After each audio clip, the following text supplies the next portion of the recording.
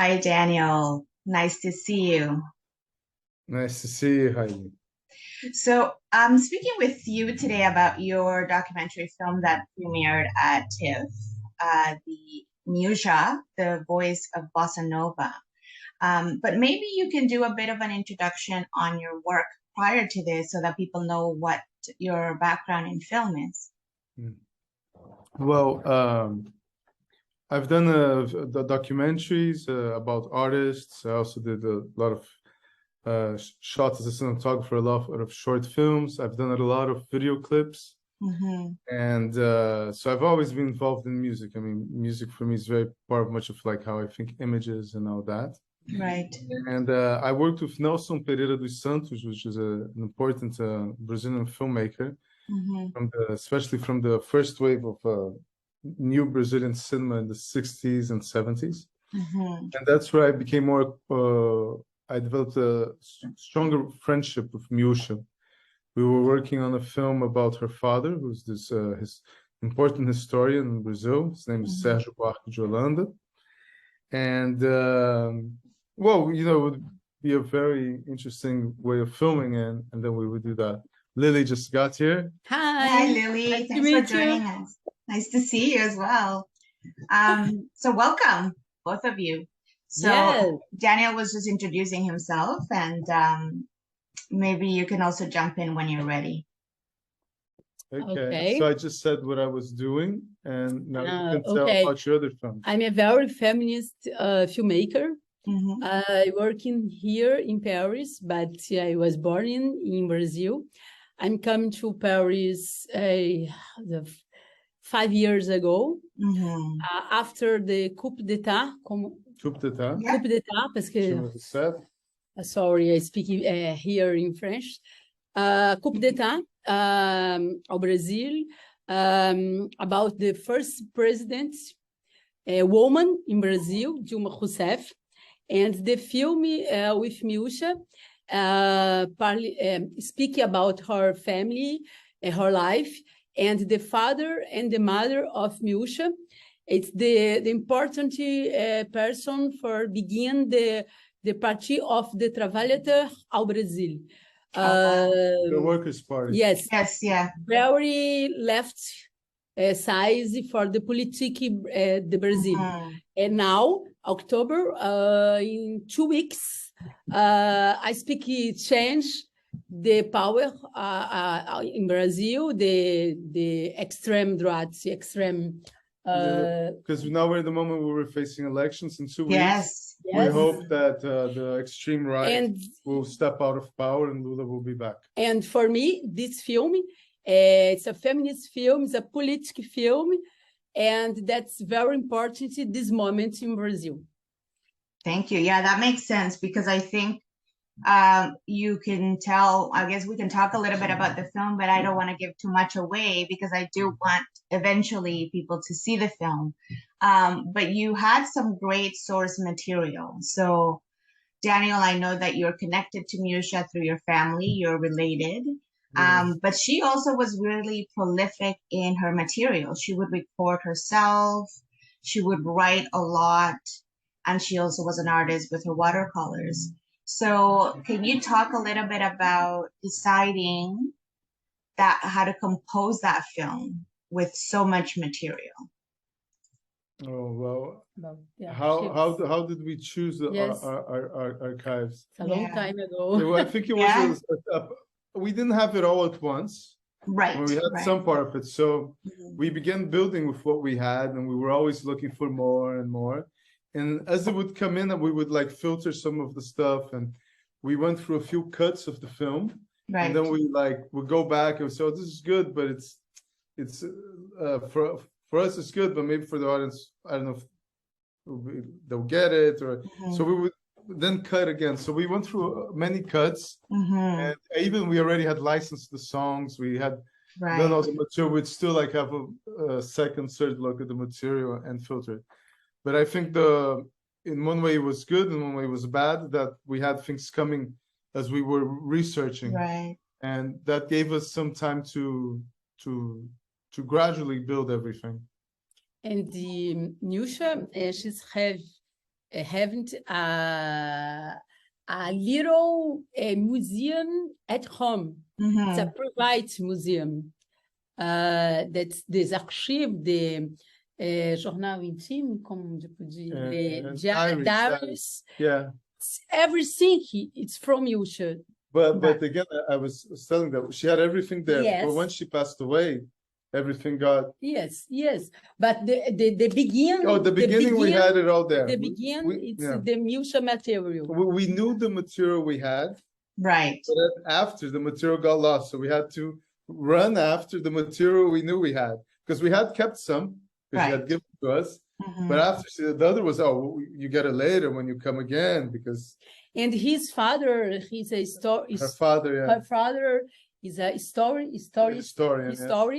Sérgio Buarque de Hollanda.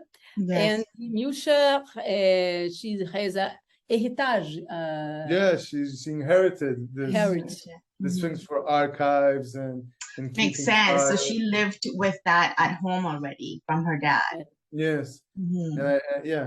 And for me, I think for Daniel too, it's a archive film. That's very important because now the contemporary, everything it's liquid, everything is volatile, ephemeral, right? And which makes sense. Yeah, I do appreciate this archival information because it gives us a really, really personal look at Miúcha from her upbringing, there's dynamics of the family. She felt also that, even with her brother, right?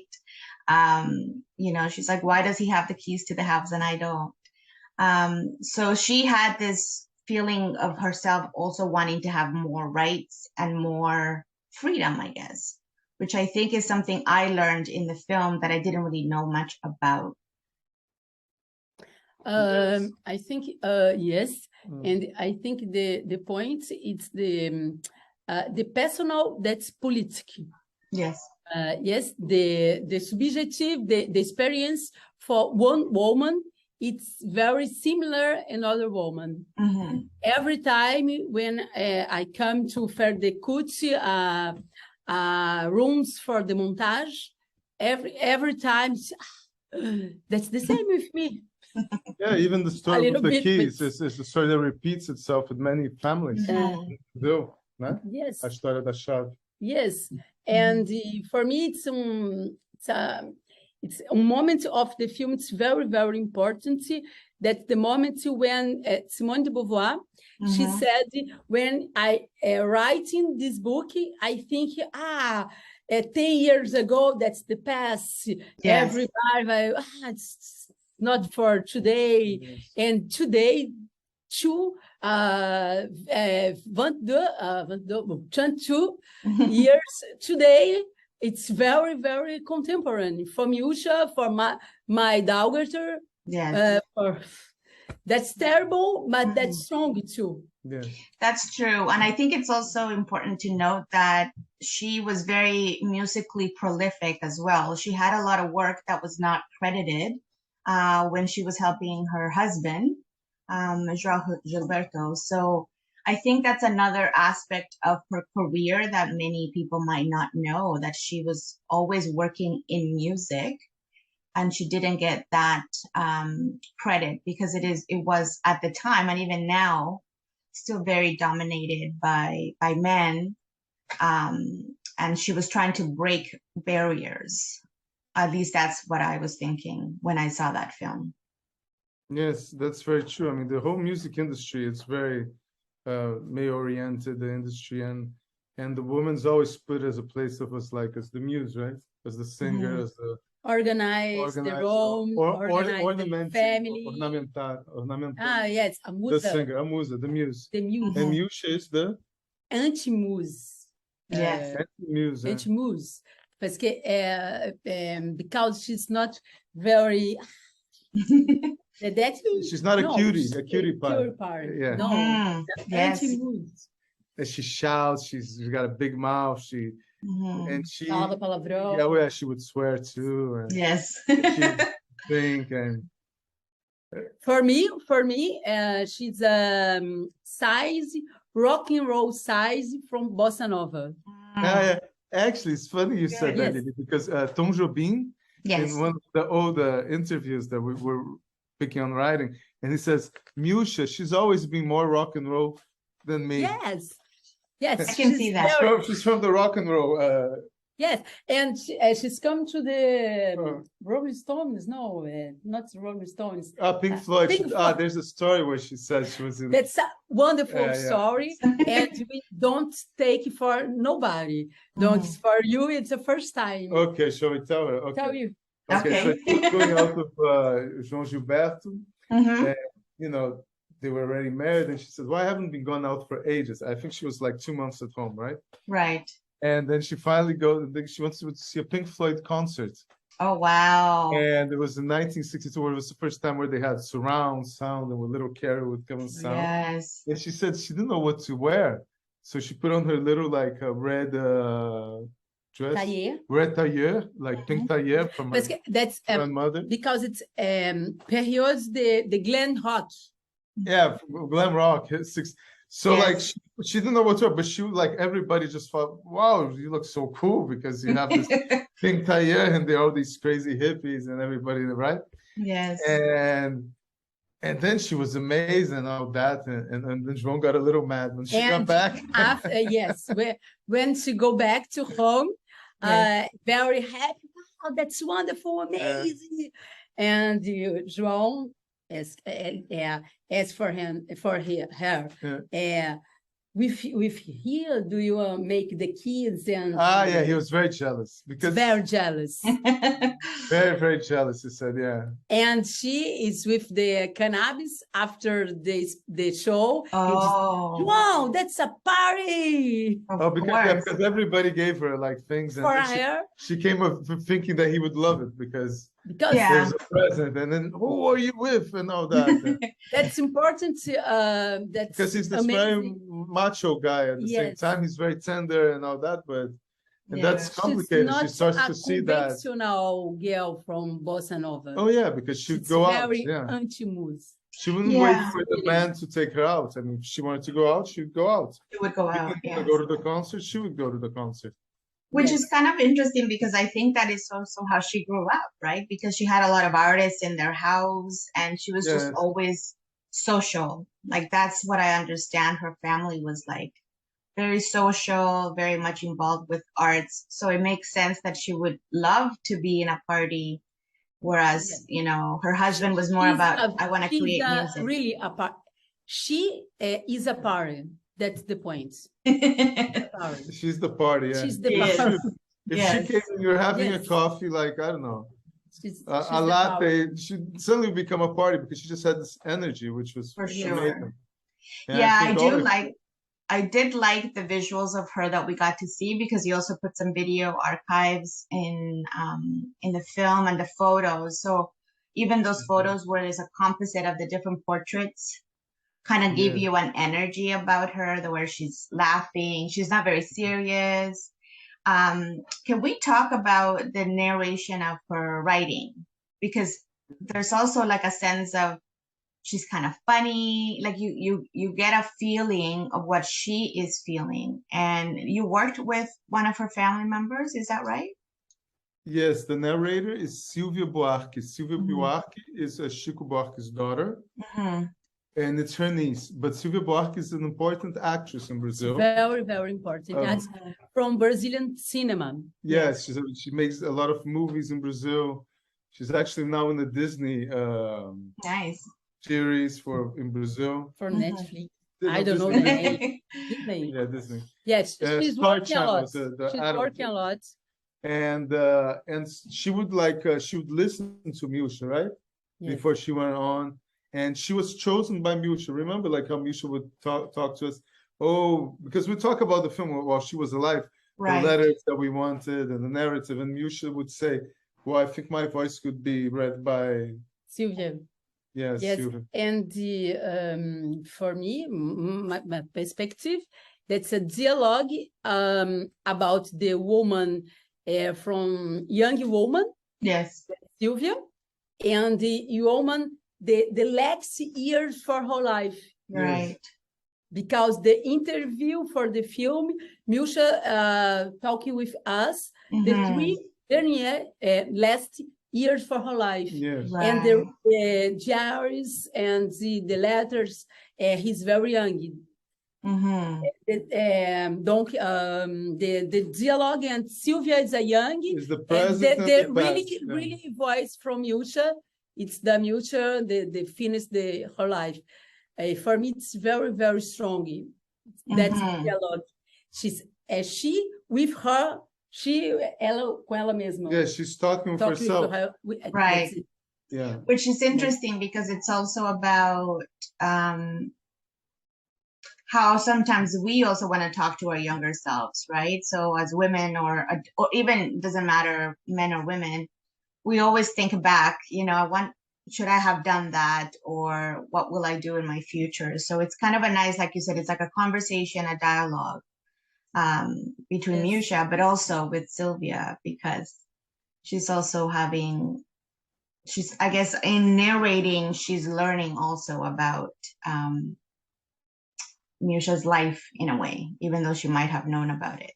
That's true. That did happen. Many surprises came to Sylvia. She was reading the letters, things that she knew superficially, but when the letters and the diaries came with more depth.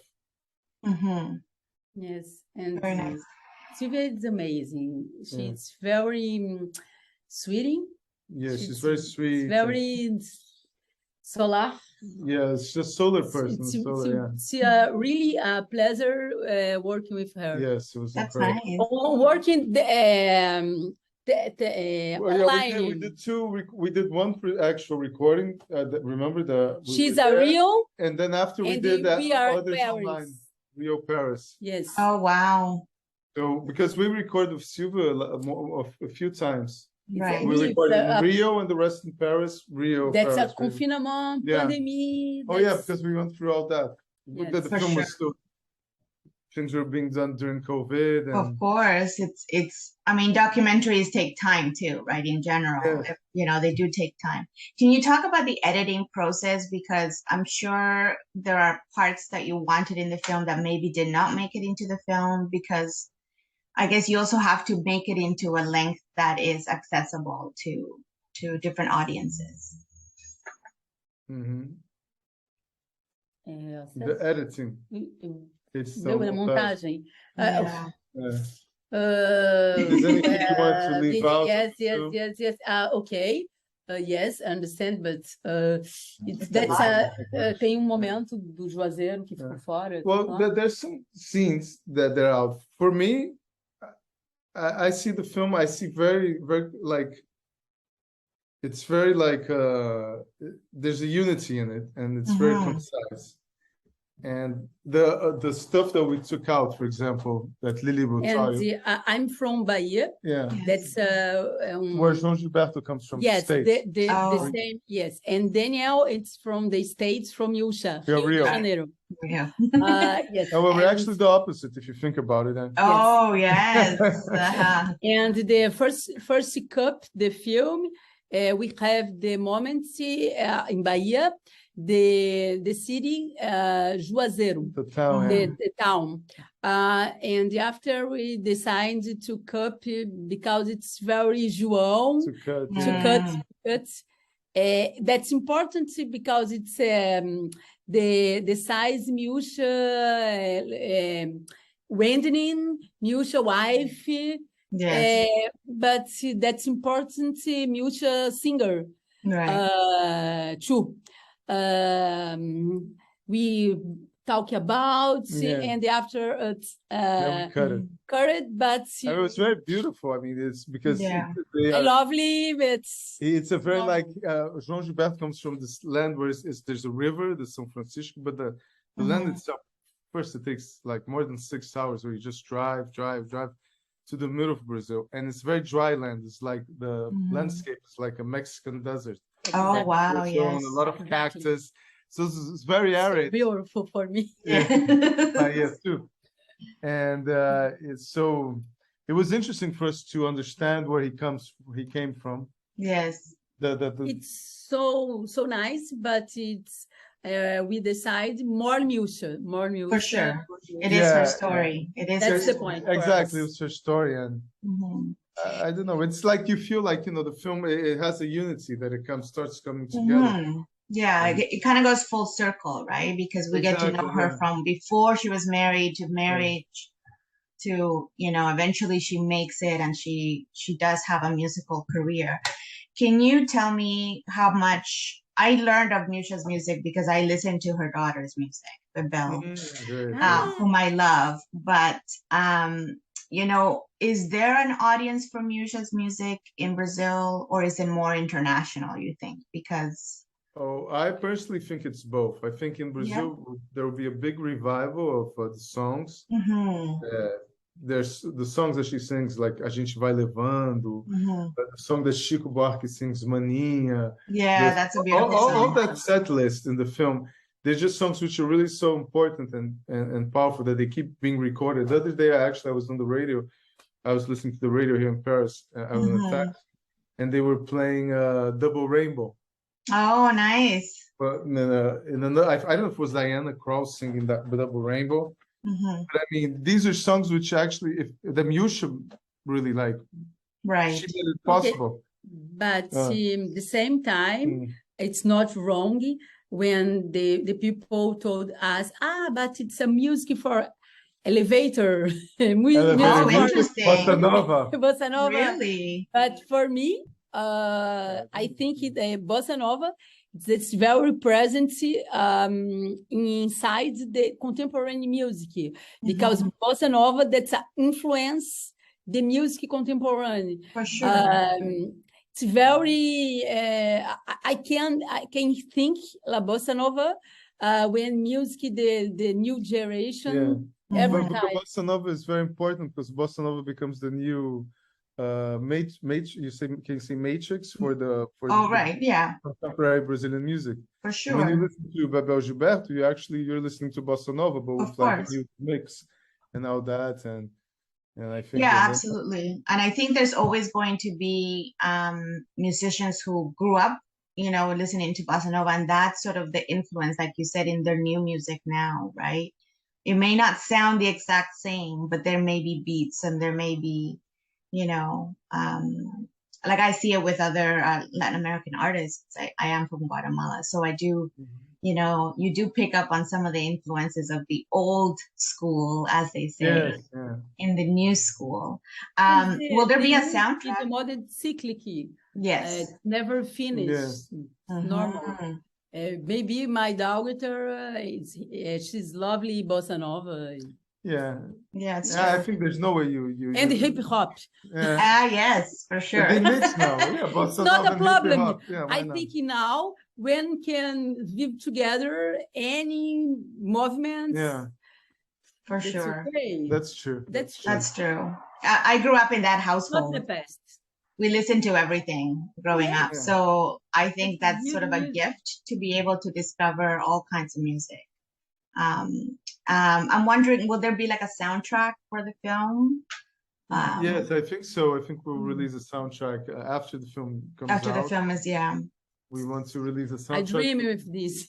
Yes, me too. We want to do like a vinyl version. For me, every film, the first things I do, Daniel, I don't know your methods, but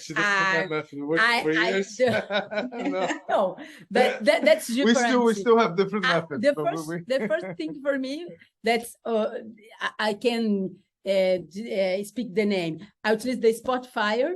I make playlist the film. Okay, that's a playlist for this film. Now I can make the film. Let's begin. Oh, okay, yes.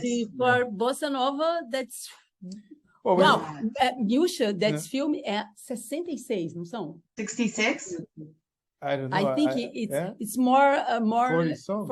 46 songs. No? São 66. 66, yeah. It's a lot of songs. São mais que 60. Because the songs, they're also part of the narrative. Yes, absolutely. You know, yeah, they're telling the story too. Every song there's very narrative. They describe the exterior of what's happening. And we decide. They absolutely. describe how João is feeling. Yes. And when we have subtitles in the songs, people can read. Yeah, absolutely. Yeah, I really love that part because it kind of puts you in her space too, right? Because you know that that's what she's living, right? You know, that's part of her life. So I know the film is going to Rio next. Is that right? Yes. It's going to premiere. Yeah, it'll be a great premiere, October 12th. Very nice. I think it's going to be amazing. It's going to be on the cinema for 500 seats. We're making a big party. All the Jobim family, the Buarque family. Oh, that's nice. All the families, the Silvia, a party. the Jose, everybody's going to come, all her friends. And we really want to make something really beautiful. And yeah, it's like a family reunion almost. It will be, yeah, family and friends. And sister of Miúcha, Ana de Hollanda. Yes. She's a singer too. Yes. Oh, wow. Yes, she's a singer too. And she's working from the film. And she's coming with us. I want everybody with us for talking about the film. Yeah. I lovely working the methods, the manière collective. Yes. And she's every time call us and calling and everybody. She's very excited. Yeah, I'm very happy. We come together. Ana de Hollanda, Daniel. Yes, there's so many people. Silvia Buarque. And for us, Rio, it's live together. I mean, so Bossa Nova, the sound comes from Bahia, but it's born in Rio. Ah, no. There's a debate. No. Bossa Nova is totally carioca. No, Bossa Nova, it's Baioca music. Baioca music. It's Bahia and Rio. That's the point. It's Bahia.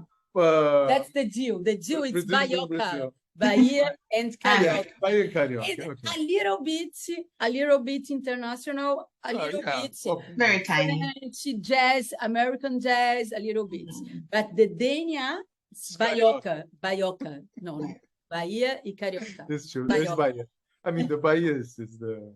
For sure. No, Bahia is the begin for the Brazil. That's the point. That's true. Oh, yes, for sure. I'm not going to debate that.